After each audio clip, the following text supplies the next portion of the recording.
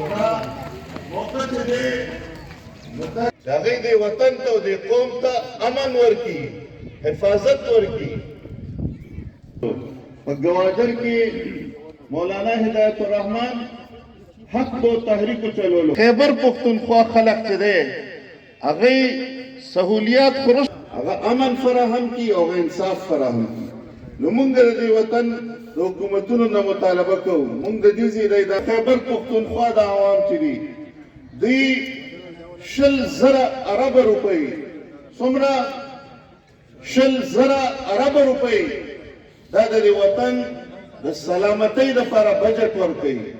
20,000 ارب موږ دا مطالبه کوو چې دا زموږ حق دی چې په دې وطن کې VIP ته نه، یو مخصوصي طبقې ته نه، چې وزیر صاحب او MNA صاحب او جرنیل صاحب او جج صاحب هغه ته نه، د دې وطن عام سړي دا حق دی چې هغه ته د تحفظ فراهم شي، هغه ته د امن ورکړی شي. د 20,000 ارب روپۍ په ټیکسونو کې د دې مقصد لپاره د حکومت ته ورکوي چې د دې خلک په تحفظ کې ژوند تیر کړي، په امن کې ژوند تیر کړي. وروڼو دا مقصد به الله حاصلېږي چې دا قوم بیدار وي، چې دا قوم ویښ وي، چې قوم خپله ودوي ما بقوم حتی یغیروا ما بانفسهم، چې الله د یو قوم حالت تر هغه وخته پورې نه بدلوي تر څو پورې چې هغه قوم خپله د خپل حالت د بدلولو لپاره راپانه شي، بیدار نشي.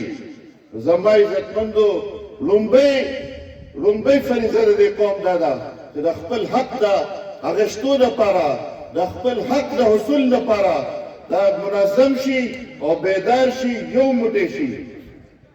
دا امن و امان، دا تحفظ دا د دې وطن د هر یو شهري حق دی او د دې حکومتونو ذمہداري ده چې دوی به دا حق ورکوي.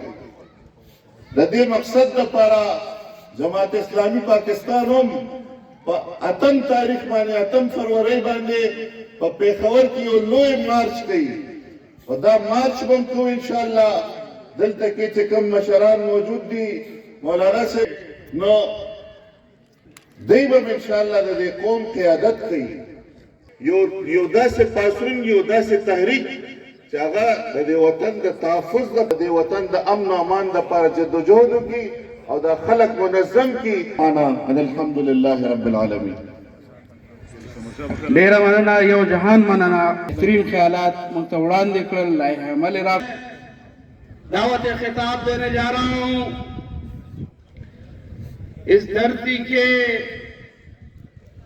اولیاء اللہ کی، اس دھرتی کے سرزمین کے سپوت مولانا سمیع الحق صاحب دامت پر سمیع الحق گروپ کے قائد جناب مولانا حامد شہید اسلام کے فرزند